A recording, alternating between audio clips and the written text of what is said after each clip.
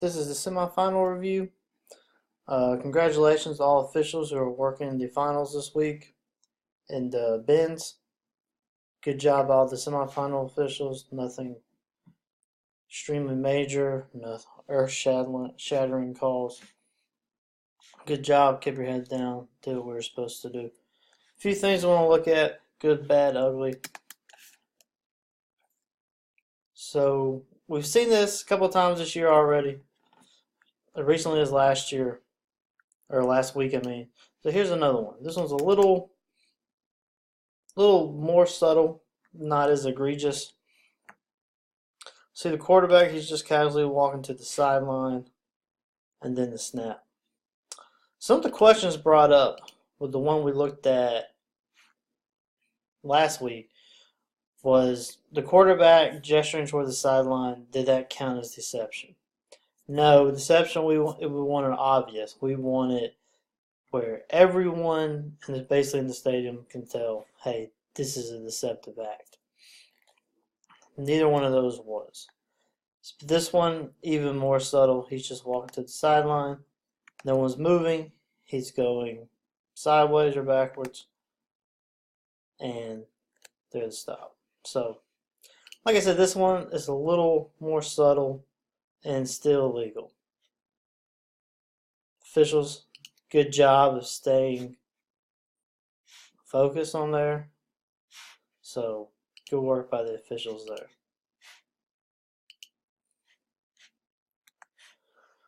Watch this punt. Let's follow the long snapper as he comes down here. Long snapper is going to be right there.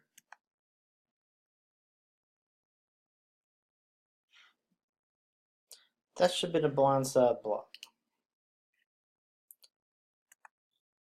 Probably is asking a lot. Well, no, side judge probably has the best angle of this. And where side judge is all the action in front. Looks like he's looking right at it. Maybe he didn't have a good angle on it. Maybe there's some things he didn't see. It's possible he probably couldn't tell if there was arm extension. That's, you can see, can't really see if there's arm extension there. Remember, for the arms, you want to be able to see them out. If they're not obviously out in front, then we need to pop it for a blindside block. So that one should have been a blindside block. One more thing we want to look at too. There's what would be the white, in this case is red. And we got a player who's obviously in the red. In fact, he looks like he's really on the field. He's at least in the red, and even as the play's going on, and he's right there. Hard to see that, especially things going on in the field. Where all of our focus is obviously what's going on the sideline or on the field of play, not necessarily on the sideline. But if that's something we see, we make sure we get that. Again, that's hard to see because obviously all the focus is the action going on in the field. Just make sure we stay cognizant of that.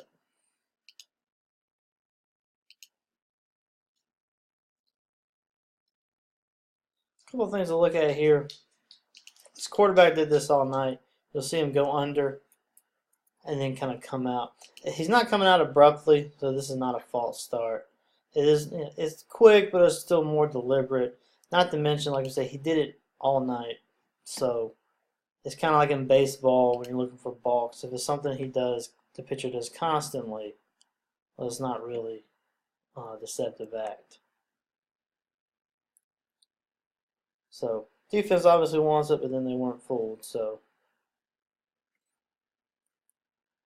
we're going to see he's going to come in. Good job. Good whistle discipline here by the wing guys, umpire, everyone on the crew. See, he is not down. Just gets back up. No whistle. Good job by the crew there. Good whistle discipline. Here you can see a tighter angle.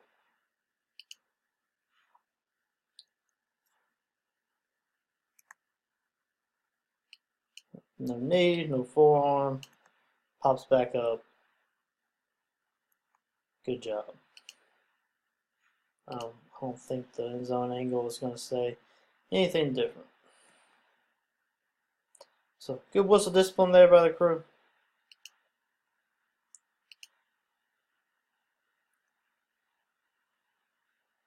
Let's look at a couple horse collar tackles. So you're grabbing the face mask and a pull down.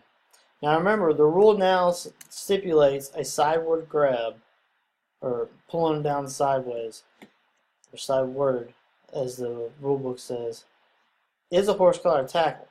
So we got to grab, he's grabbing inside shoulder pads there. And then he's going to pull him down sidewards. Now I posted this on the YouTube earlier. Seems we're pretty split. Some say yay, some say no. Remember, safety foul, we always want to err on the side of caution. Now, those in the camp of this is not a horse collar tackle, probably because we have the little twirl here. He kind of whirs them down. He doesn't pull them straight sideways or straight backwards. He kind of twirls them around. And if we go back and watch, there's something on YouTube we posted. Our friends in Colorado did it.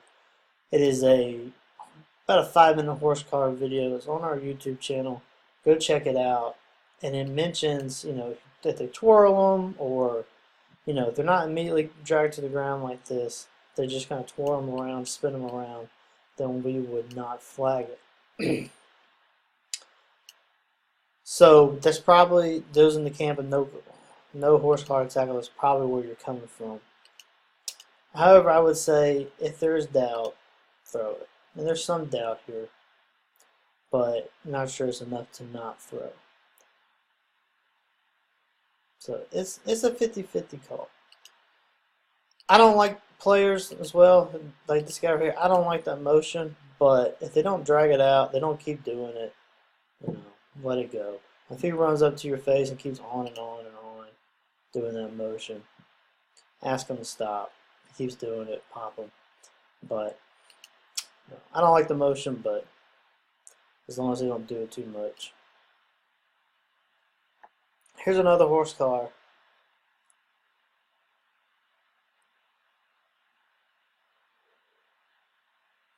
This is a pure side tackle here. He's going to grab him, pull him down by the side. There's a second guy coming in, but he's already pulled to the ground before the second guy comes in. So we probably should have popped this as a horse collar as well. Especially, you see those knees buckle like that. We really need to be on alert when the knees buckle.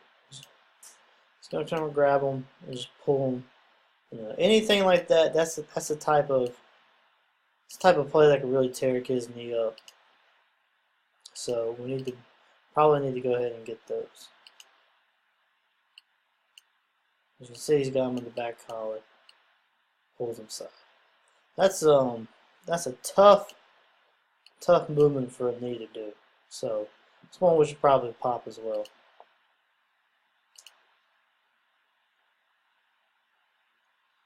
Let's look at some blocks out here on the side. Let's look at these inside and the outside guys. Look at that inside guy. I think that's just an overpower. May have a hold here on the very edge, but the defender winds up making the tackle. So if we watch this inside one, you don't see any material restriction. You don't really see a grab. You just see a guy taken to the ground. I think there he's just overpowered. Here on the outside, you may have some grabbing, some material restriction, but he does let go. The defender does shut it off and make the tackle. So since the defender makes the tackle there, probably just go ahead and let that go. There's no harm there. He makes the tackle, he shred it off. So that's the one you probably just let go. Officials do a good job of letting that one go. Good job.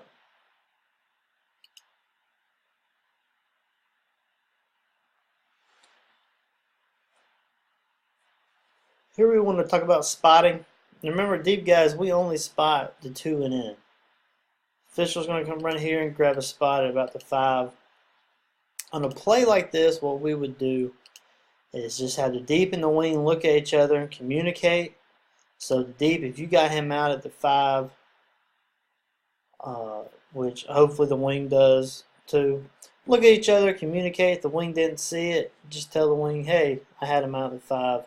Let the wing grab that spot. You just stop the clock and kind of nod at the wing. Tell the wing where he is if he doesn't see it. But don't run up and grab the spot. Just tighter angle.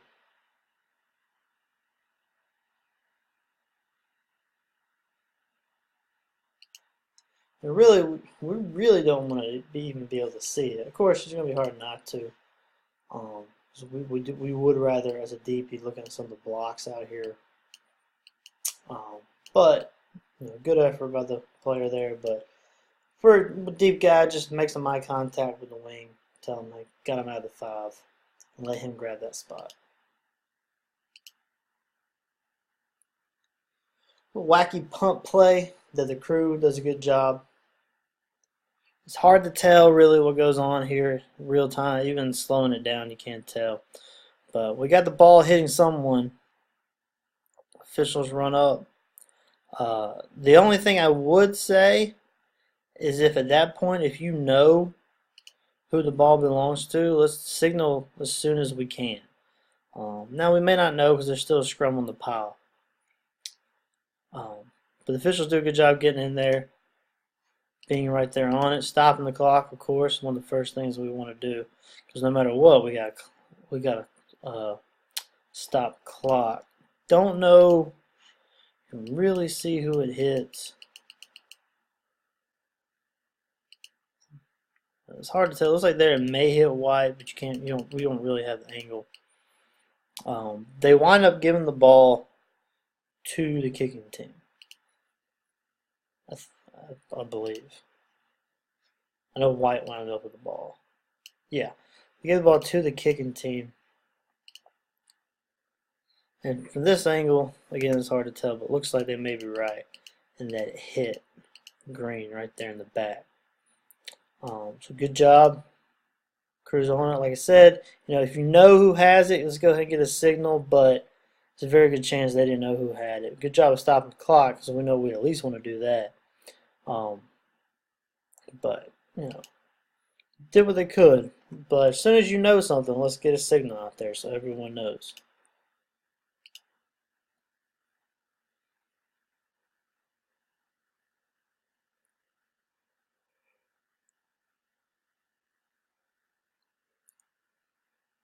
Let's watch some of the action down here to the left from these two linemen. We get a good old-fashioned helmet rip-off thrown 20 yards down the field. We get 2 flags in on that, so it's a good job. None of these angles are very great at telling you exactly what happened, but it does look like he's just gonna have him by the helmet and just rip it off. So, and on the end zone view, we can see the flags come in.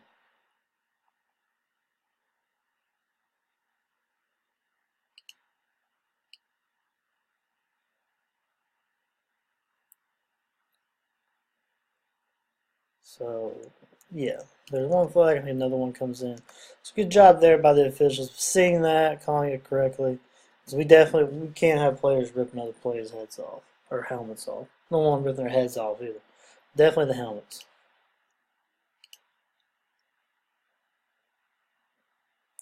Alright, this is a weird one. A lot of stuff going on here.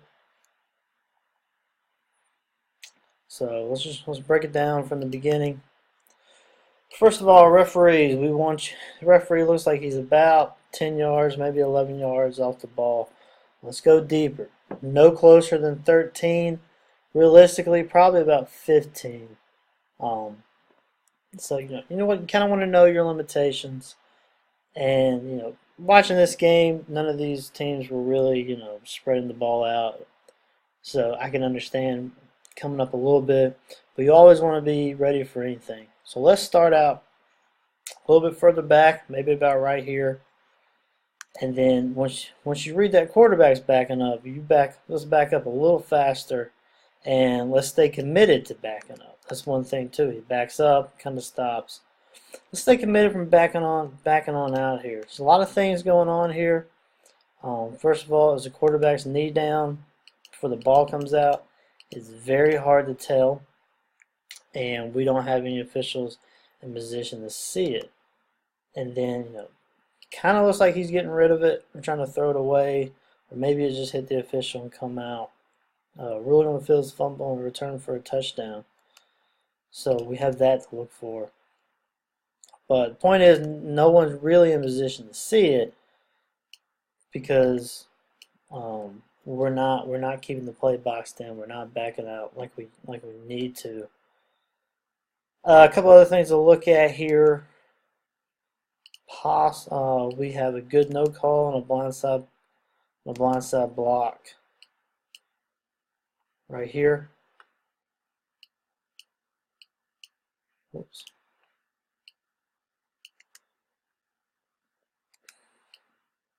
You can see really the guy delivering the block actually took the brunt of that. And one thing I would like to see on this wing, after you signal touchdown, again, you can signal touchdown still looking this way. We do not have to look. There's nothing in the mechanics manual that says we have to be facing the field to signal touchdown. We kind of signal touchdown while you're looking over here because we want to be watching for any kind of unsportsmanlike celebration or tauntings. Another thing, he throws the ball down the woods. Let's just walk toward here. I mean, it's a semifinal game. This touchdown just took them up by a score. They're excited, and we want to, as we used to say, let them have that youthful exuberance. But let's just, as they're celebrating, walk toward here. Tell them, good job. Let's get the ball. Let's get back out here. Go get the ball. Let them celebrate, but do it. Don't let them celebrate too much. I just want to make our presence known there. I can't really see any knee down on this angle, and then end zone is not going to be much better. But I think the play looks worse than it actually is. The main thing to take away from this is referees, no closer than 13 yards. 15 is ideal, and if you're going to start backing out, commit to it and back out at an angle. And after a touchdown, we don't have to signal toward the field, and let's start walking toward these guys and breaking up those celebrations.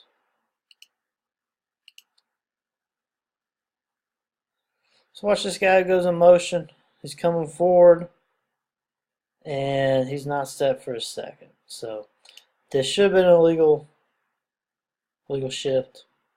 Remember, he's coming in motion forward. If he's moving forward, he needs to come step for a second.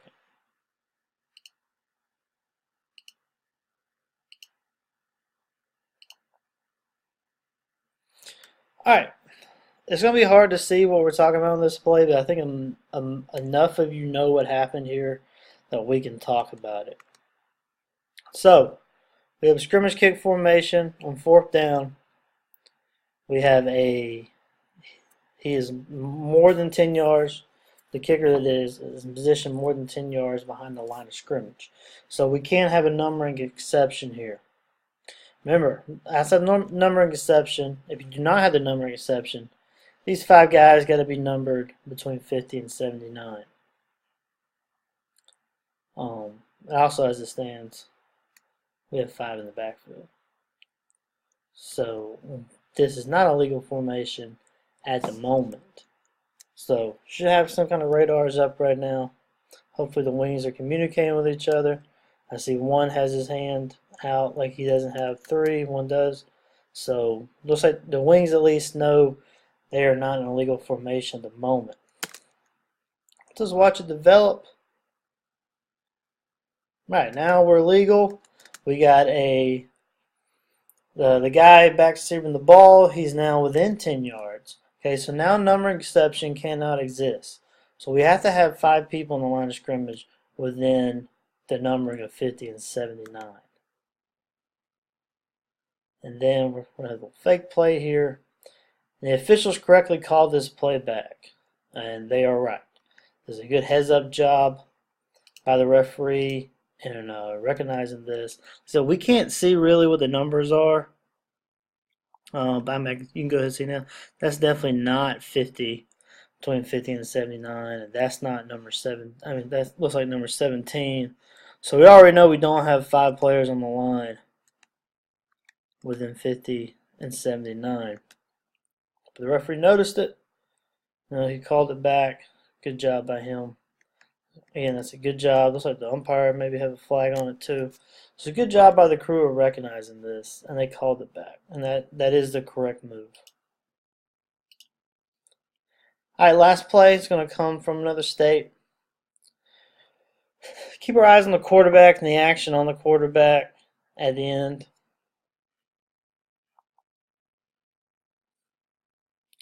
Come in the slide, and we're going to get legal helmet contact was the call, and I think it's right. We've got a guy launching. He's going high. And this is one of those, especially we're hearing a lot this week, especially if you watch that Steelers-Cincinnati game, and then the Pittsburgh player who was kind of expressing his thoughts on some of this. It is a lot to ask these defenders. When these offensive players change their direction, their movement, it is a lot to ask for these defenders to adjust.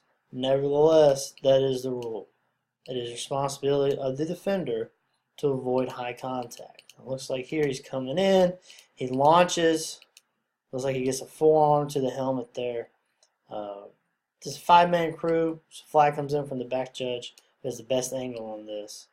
And this is the right call. And obviously, safety foul. So if in doubt, we want to go with the foul. So heads up play, and again, we have indicators here. We have the launch. He's going high. Again, I hate it. It's a lot to ask these defenders, especially at our level. As we're seeing, even defenders at the NFL level, it's hard for them to adjust. And here we are asking high school players to do it, but that is the rule. And that's the only way that we can keep these guys safe.